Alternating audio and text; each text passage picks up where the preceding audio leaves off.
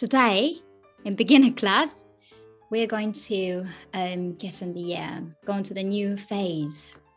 Ta-da! It's going to be a long day today. Japanese verbs. Japanese verbs will be learning today. Plus, particles. New particles, extra particles. Wo, de, ni, e. I mean, I pronounce it wo sometimes, but officially it's o. Particles, you remember them. We have a little bit review later, but we focus on verbs in Japanese today. What today's goal? Understanding Japanese verbs and its present tense, which is like, for example, like to watch in present tense, I or you or they or he or she watch or watches. So we make sentences. So to watch, it's from what is called basic dictionary form, but we use those words into sentences and express the situation happening right now. Right now, or like repeatedly happened. So this is present tense. So now, not past tense, not future, it's present tense. So I or you, I mean, it just doesn't matter what kind of subject it is, like watch or watches. And new particles, wo, de, ni, e. So when you can see the overview or like the idea, the concept of these, mission accomplished for today. Well, here we go. Right, let's have a look at this example when we start talking about verbs. Well, right. Well, in the beginner class, I know, but decided to remove alphabets. Oh, so hopefully, you can read them. I put furigana, so like helping hiragana on kanjis. So this is how like normal Japanese writings look, right? So instead of like everything in hiragana, or like there's always a space between words, that's for the newborn beginners. But you're a little bit experienced beginners, right? So you have gone through some stages. So little by little, you get used to them. Well, later I put some Romaji and alphabets anyway, so I'll just read it out as well. I hope just the point is that you get used to how the normal natural Japanese writing looks like. Anyway, this sentence, 私はアニメを見ます。私はアニメを見ます。私はアニメを見ます。Right, anime, that's katakana. O, masu, that's hiragana. Mi, that's kanji. Watashi, I write this way because as you by now, that's a Siri, it can be dropped. You can skip it when it's very clear that's you or that's me who watches anime. I mean, yes, the meaning is I watch anime. I watch anime. Right, so in English, I watch anime. I watch anime, this word order. But as you can see, anime comes earlier, I mean, in front than the front of the verb. Mimasu. Miru is, mimasu is to watch here in this sentence. We learned this particle what later, so just forget about it here. Just making the object, making anime as an object. Right, just so you know, this is how the Japanese sentence looks like when we say I watch anime. Anime wo mimasu. The good thing is what is called in English, you have to distinguish I watch anime and I will or I'm going to watch anime in the future. But in Japanese, it's the same form. So when you know this form, you know already future tense as well. So that's the easy part. It's easier side of this grammar.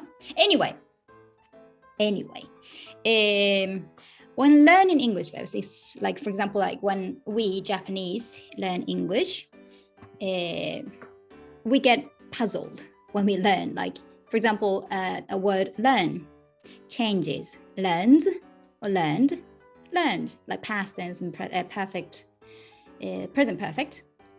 The word run, runs, ran, run. Like what? Is irregular, and BM is R, was what, and stuff like that. So we do get puzzled when we learn English as well. But here's something for you. Fair. Well, anyway, we have in Japanese ru verbs, u verbs, and irregular verbs. As always exceptions. Well, not the same, totally the same concept, but my point is that it's always, you know, some tricks and some systems and some rules and a bit tricky parts in learning languages. But I do these kind of lessons, like I teach grammars and, you know, rules and stuff, just so you know, just so you can see better in structures and like when you want to think logically, like why is this here like this way, or, you know, how do I make this sentence based on these rules and stuff. But personally, I also recommend, like, you know, without thinking, like detailed regulations, rules, and grammar and everything, that when you, just like babies learn languages, you can just, you know, take language showers and you get used to it without thinking like, why is this way, why is that way and stuff. You just know, okay, that's how it is, and you get used to it and you get better in communicating. So that's one way. I think it goes at the same time. But anyway, let's get back to here. I'm here to explain the systems in Japanese verbs, but just so you know, that was also my aspect of learning languages. Well, let's start with the dictionary forms. Well, I said 3 different types of verbs in Japanese. I'll explain it more clearly here. We just had a look at this example. 私は or アニメを without 私はアニメを見ます。I watch anime. 見ます is so-called the present tense, or like must form. But the and when you look up words in dictionary, you see in this form, not 見ます style, not this form, but to the left on the screen, 見る, that's what you find. They are called dictionary forms. But another good news is here, I wrote it here, casual speech. So dictionary forms equals casual speech, which means when you know dictionary forms, for example, 見る to see, watch or look, 食べる to eat, blah, blah, blah. This is the way we say when we talk to close people or like younger people than you. Casual speech, for example, like 見る to watch. So when you say just 見る, that means I'll watch it, or like I'm gonna watch it and stuff. So you might have heard of this in films and animes and stuff, but that's just one of the good news, just so you know. But the important thing is that you always start with polite forms, which is must form, which is what we are going to learn now. Anyway, there are like 4 examples of る verbs. る verbs. I told you 3 types of verbs in Japanese, and the first one is る verbs. 見る 食べる. The third one 寝る to sleep or to go to bed. 起きる to the right, to get up or to wake up. Why are they called る verbs? Because they all end with る, literally る. So they are called る verbs. And what are u verbs. U verbs.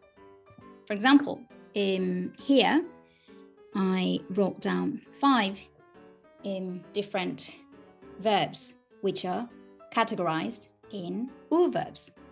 For example, from left to right, yomu, to read, nomu, to drink, hanasu, to speak or talk, kiku, to listen or to hear, and iku, to go. Well, u verbs, I mean, they are not ended with u when you look at hiragana, right? Mu, su, ku, they're ending with. The answer is here. So now the alphabets actually help when you think of the Japanese grammar. U verbs. So these u are hidden when you write those verbs in alphabets. So at the very end of these words end with u, like vowels, u vowel. They are called u verbs. U verbs. And irregular verbs. Well, irregular ones, well, they are basically just 2. In the middle, 勉強する, 勉強する, that's to study, but that just, belongs to する. It's the same する, right? する to the left, する to do. Literally, this to study, this verb, 勉強する, means do studying, literally in Japanese. So when you see the structure, 勉強 is studying, a noun. So する, to do studying, which is to study in Japanese. So when you think of する, 来る, to come, these are the only irregular verbs. I mean, so far. So far. And they transform a bit differently.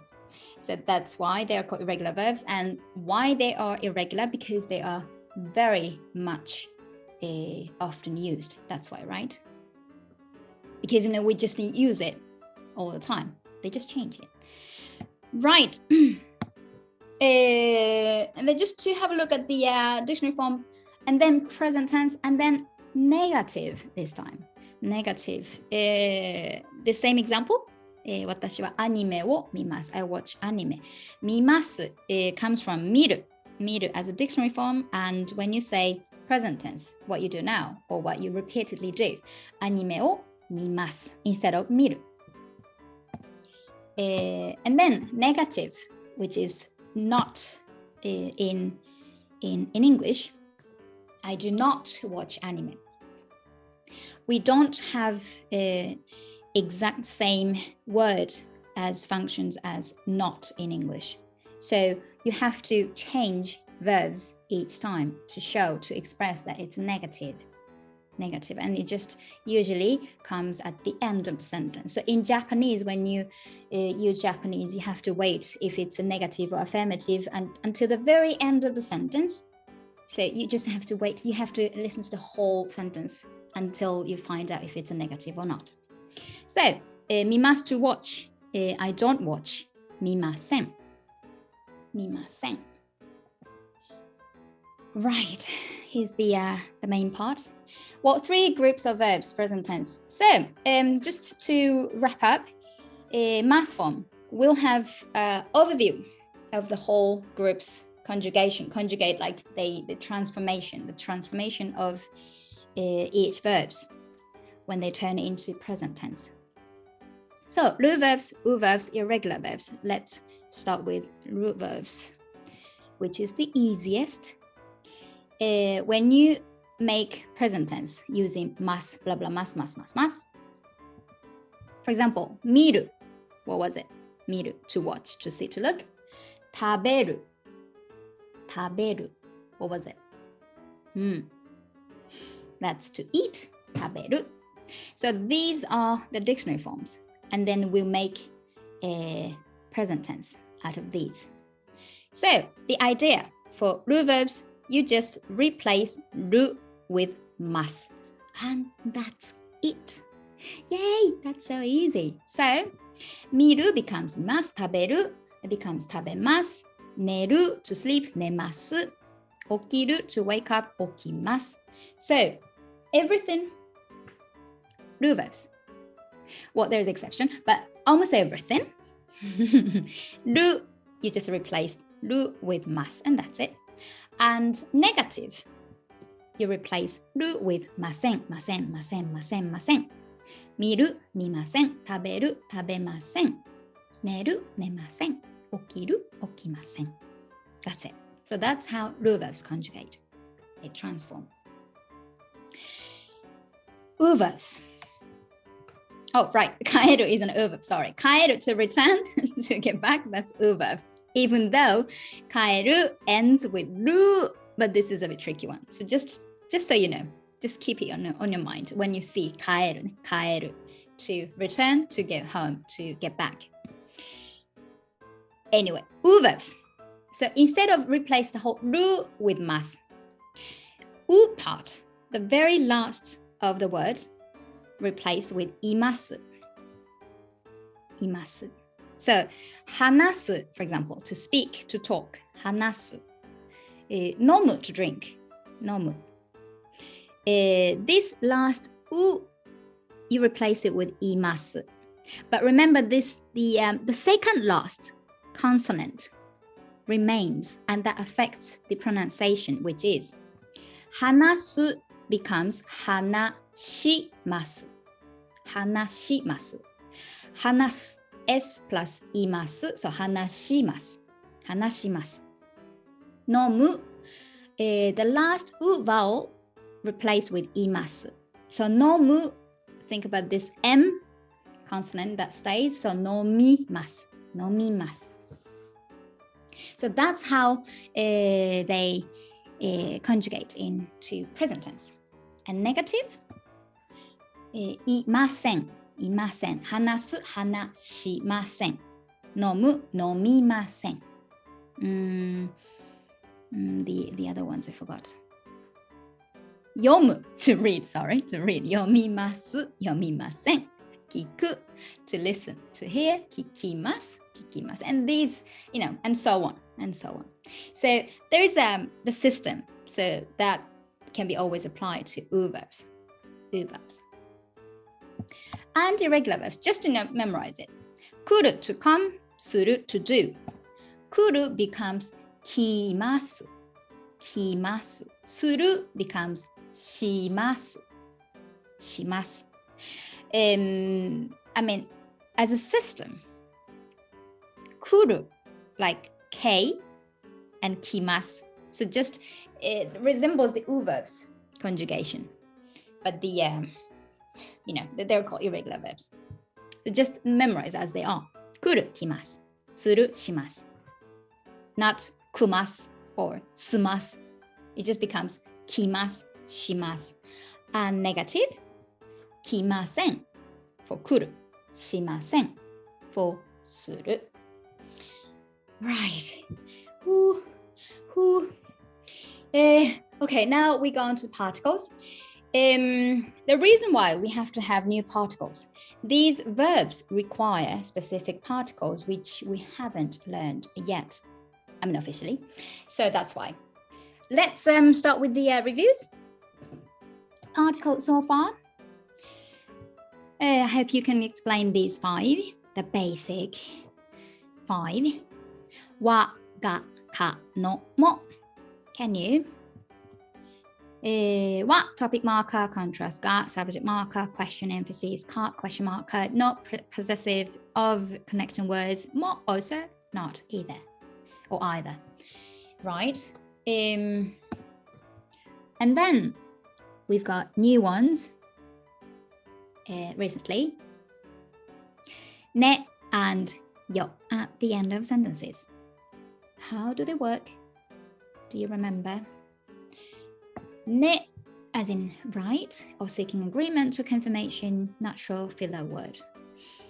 ね and stuff as to fill the silence and stuff while you're thinking as a filler word. よ just so you know, let me tell you, just in case you don't know, there's kind of sharing new information to the person you're talking to. That was yo, right? Here we go. We have new. I said, oh, I wrote so far. I forgot to erase it, sorry. But these are the new ones. Wo de ni e. O de ni e. Okay, let's just have a look at all, like everything at one time. O as an object marker. Object marker. So anime wo mimasu. So when you put wo after anime, that means anime is an object. So that way, o is an object marker. So you can see, this word is an object, wherever the word is, as long as it's connected with o or wo. And then de,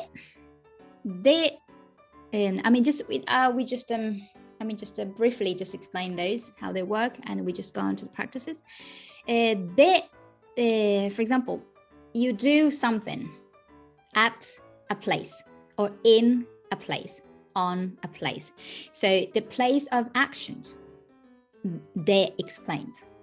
For example, uchi de at home, ie de at home, gakko de at school, and stuff.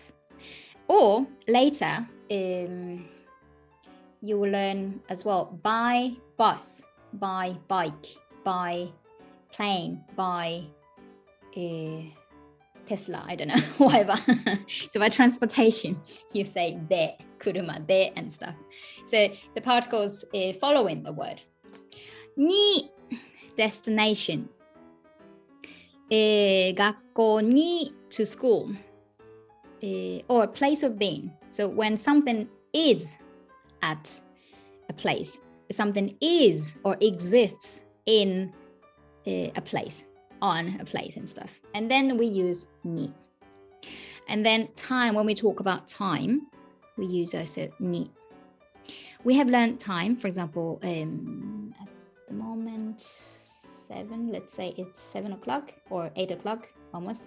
8 o'clock, 8時に at 8 o'clock. This at will be ni. And this is written as he in hiragana, but its pronunciation is e. And this is also destination. So when it comes to destination, or the goal of your heading to, ni and e, they are totally the same function. Slightly, ni is more modern or like casual. E is a little bit formal or like written. Or when you write, for example, to Suzuki-san or dear mom or stuff, like when you write letters or mail, we use e, not ni. So this cannot be replaced with ni, but that's also one of the usage. Well, anyway, I mean, that's it actually. No more particles or verbs. Well, that's it. Well, let's go on to the practices. Let's go on. That's it for today. Thank you for watching. お疲れ様でした。If you want to practice Japanese with us and meet your new classmates, you're more than welcome to join us. Okaeri SCHOOL